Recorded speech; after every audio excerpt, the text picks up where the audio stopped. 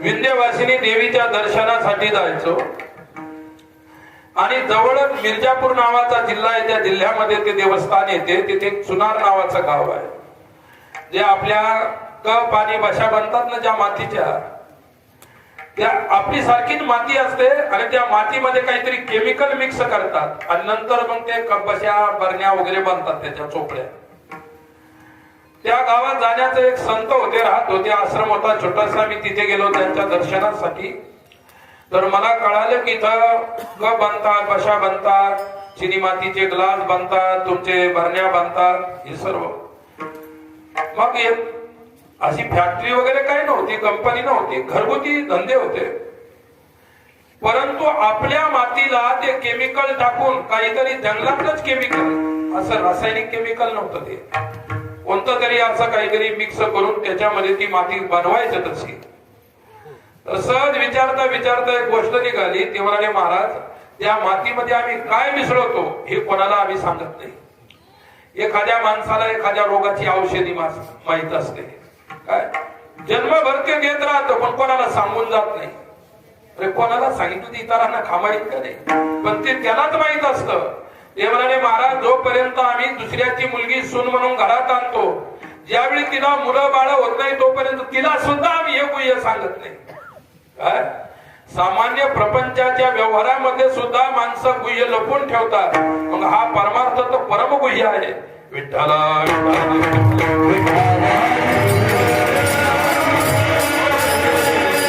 गीता सांगते ती गुह्यतमं शास्त्रम, हे गुह्यतम शास्त्र आहे. अर्जुनाला भगवंताने गीता बरीच लवकर सांगितली नाही. पहिला अध्याय गेला, दुसऱ्या अध्यायाला सुरुवात झाली, तरी गीता सांगायला सुरुवातच नाही झाली. देव म्हणाला, जोपर्यंत माझं शिष्यत्व पत्करत नाही तोपर्यंत मी तुला गीता सांगत नाही.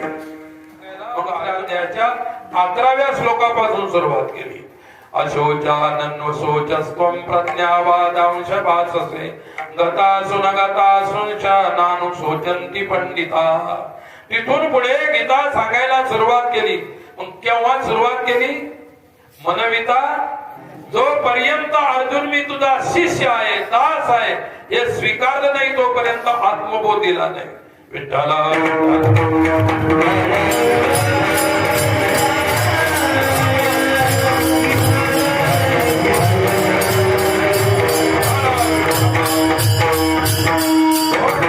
आणि जोपर्यंत मिळत नाही तोपर्यंत आशा शांत होत नसते, आकांक्षा शांत होत नसते, मागण्या शांत होत नसतात. किती मागणाऱ्यांची गर्दी आहे, प्रत्येक मंदिर भरलेलेच आहे, सर्व मागणारे. काही नाही मागू शकले, एवढं तरी मागतात, देवा मला सुखाचं ठेव, मला सुखात ठेव, माझ्या मला मुलं बाळ सुखात ठेव, शेजाऱ्याचे मात्र दुःखात ठेव. एवढी प्रार्थना प्रत्येकाची असते.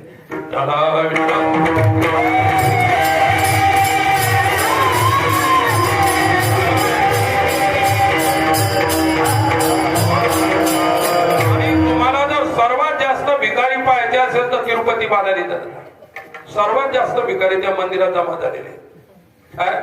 ते इथले म्हणजे रस्त्यावर भीक मागणारे भिकारी त्या लाईन मध्ये नाही. जे राजवाड्यासारख्या बंगल्यामध्ये राहतात ते भिकारी तिथे आहे. काय कमी ईश्वराने एवढं दिल्यानंतर सुद्धा तुम्ही भिकारी होऊन मागता. किती लाचार आहेत लोक. तुमच्यातले सोडून बघा. विठ्ठला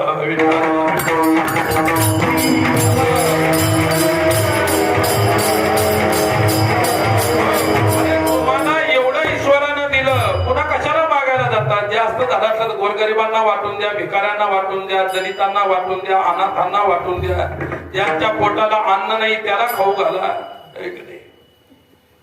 ज्याचं भरलेलं आहे त्याच्यामध्ये ओतायची सवय लागली आपल्याला, ते बसत नाही, ते काय उलटून जातं बाहेर. ज्याचं रिकाम आहे त्याचा भरण्याचा प्रयत्न करा. जे दुःखी आहे ते सुखाचे क्षण आणण्याचा प्रयत्न करा. ही खरी भक्ती आहे. काय हुंडीतच पैसे देऊन टाकणं ही फार मोठी भक्ती असायला प्रश्न नाही. ती सर्वात लहान भक्ती आहे. स्वार्थासाठी केलेली प्रत्येक भक्ती लहान असते, परंतु परार्थासाठी आणि परमार्थासाठी केलेली भक्ती ही महान असते. मग ती भिकाऱ्याची असो, एखाद्या सम्राटाची असो. विठ्ठला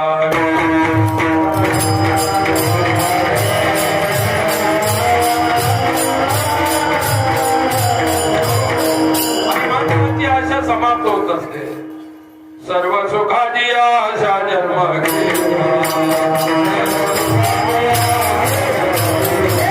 एक मूर्ती यज्ञ नाही केला हिनता दिशा सिन पावला माया वेष्टीला देव माझा माझे स्वहित नेनती कोणी काहीच न करती मदवा सोनी आधी आधी. प्रत्येक जण सुखाच्या लालसेनं इकडे तिकडे चौकडे फिरत आहे. सज्जनांनो, तिथंही लोक बालाजीला जातात, तिथं पेटीमध्ये सोनं टाकल्या जातं. काय तुमच्या आमच्या सारखे रुपया 2 रुपया धाने चिल्लर आहे की नाही? आता माणसं चिल्लर असतील तर ते कुठं टाकतील? चिल्लर टाकणार शेवटी. चिल्लर माणसं कुठेही जाऊ ते चिल्लर टाकल्याशिवाय राहत नाही. म्हणून चिल्लर टाकण्याचा प्रयत्न करू नका, काहीतरी टाका. आणि त्यागात देण्यामध्ये समर्पण पाहिजे, देण्यामध्ये त्याग पाहिजे. शेवटी तुम्हाला एवढं सांगतो, एका बाजारात यात्रा भरली होती. यात्रेत एक कलाकाराने इतकी सुंदर मूर्ती कला करून आणली आणि बाजारात मांडली. काय वस्तूची किंमत असते. हा जो पकावत आहे याची किंमत 5,000 10,000 असू शकते, पण कलाकाराची किंमत नाही. कलेची किंमत नाही, कलाकाराची किंमत करता येत नाही. वस्तूची किंमत कोणी करू शकेल? लक्षात घ्या. त्याची कला इतकी अजब होती. फार वर्षापूर्वी एक आमदार होते, ते मंत्री सुद्धा राहिले होते. त्यांच्याकडे मला जायचं काम पडलं.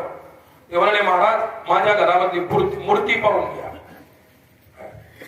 म्हटलं यांच्या घरामध्ये? म्हटलं मूर्ती कशाची? गणपतीची. आणि घरामध्ये म्हणजे ती काय अंधारात ठेवली नव्हती, स्पष्ट चारी बाजूला खिडक्या उघड्या आणि ती मूर्ती तिथं ठेवली. म्हणजे पाहून घ्या.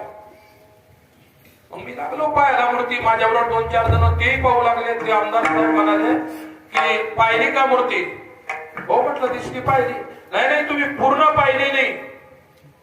अरे म्हटलं आम्ही तो पूर्ण मूर्ती पाहिली, पायापासून मूर्तीच्या शेंडीपर्यंत मूर्ती खालून वरून मागून पुढून चोखून पाहिली. म्हणजे तुम्हाला पूर्ण दिसली नसेल, पूर्ण दाखवायची का? म्हणलं काय याच्याजवळ चमत्कार असेल पूर्ण दाखवायची. आता पाहिली तर आम्ही. मग त्याने एक लाईट आणला. तो विशिष्ट प्रकारचा अमेरिकेतून आणलेला लाईट होता. तो मूर्तीवर मारला. त्यावेळी मूर्तीच्या झाकलेल्या काही कला होत्या त्या दिसायला लागल्या.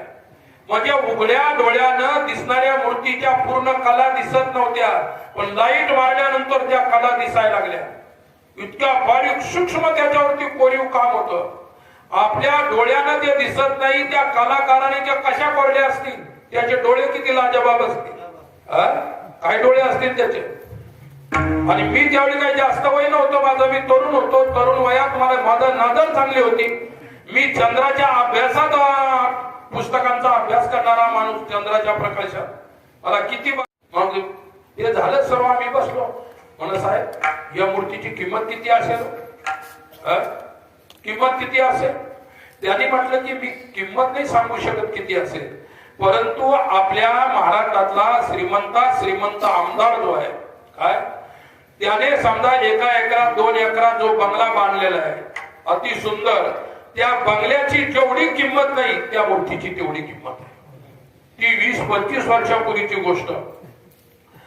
मी ना हे विचारलं कुठून आणली, काय आणली, कशी आणली. मी कशाला खोलात बसत जाऊन पडू. मला याचं काय केलं म्हटलं मूर्तीची किंमत किती असेल. शेवटी मूर्तीची किंमत किती होती हे मला काही कळलं नाही आणि तेही सांगू शकले नाही.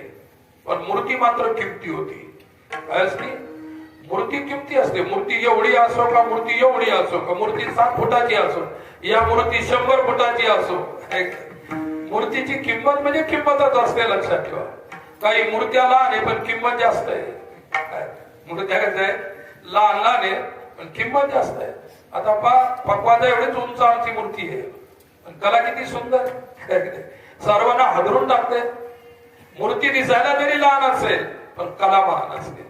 मग काय झालं की बाजारात मूर्ती विकण्यासाठी मांडली. तुमच्या आमच्या सारखे लोक गेले, जरा विचारलं मूर्तिकार कैसा दिया इस मूर्ति को, कैसी कीमत इसकी, क्या प्राइस है? उसने कहा आप बोल दीजिए, आपसे आगे जो बोलेगा उसके आगे जो बोलेगा और बोलने वाला थमेगा तो उसकी किंमत है. गेला पहिल्याने 100 रुपये केली, दुसऱ्याने 200, तिसऱ्याने 400, 500, 1000, काय 2000, 3000, 5000 पर्यंत किंमत आली. देशाचा सम्राट होता, त्याच्या मंत्र्यानं सांगितलं सम्राट आपने राज्य में ऐसा कलाकार है मूर्तिकार, इतनी बढ़िया मूर्ति लाई उसने मार्केट में, हम जब यदि अपने राजभवन में उस मूर्ति को रखेंगे तो राजभवन की भी शोभा बढ़ेगी। सम्राटाने म्हटलं चल हातात घेऊन येऊ।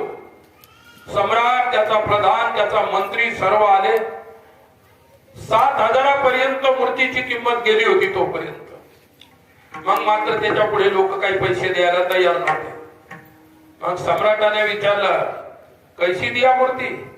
बोले माय बाप, मैंने आपके साम्राज्य का नमक खाया है, मैं झूठ बोलने वाला व्यक्ति नहीं, मैं गरीब व्यक्ति हूँ, कलाकार हूँ, और ये मूर्ति मैंने बनाई है, इसकी 7,000 तक कीमत आ गई है।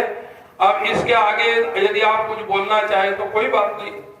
बोले तू माझ्या राज्यातला महान कलाकार आहे, मला तुझी फार किंमत आहे, माझ्या सुद्धा राज्यामध्ये असे कलाकार आहे।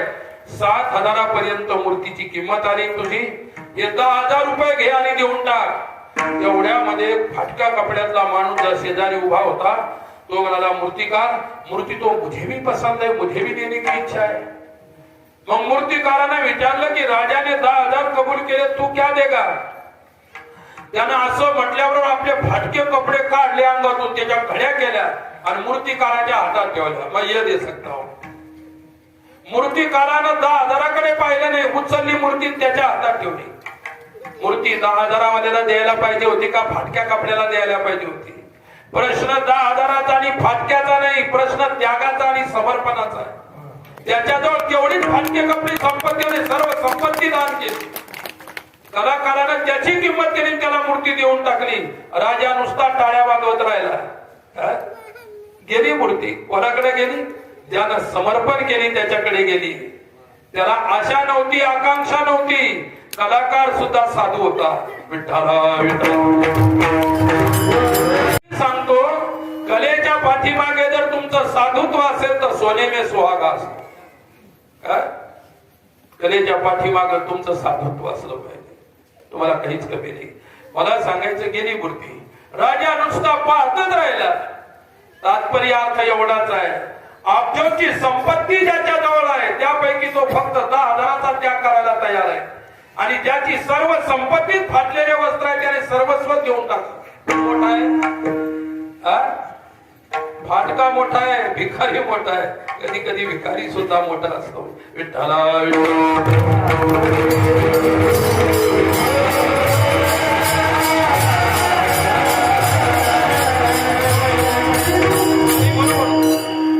त्याला सुद्धा पुढे काही आस नव्हती।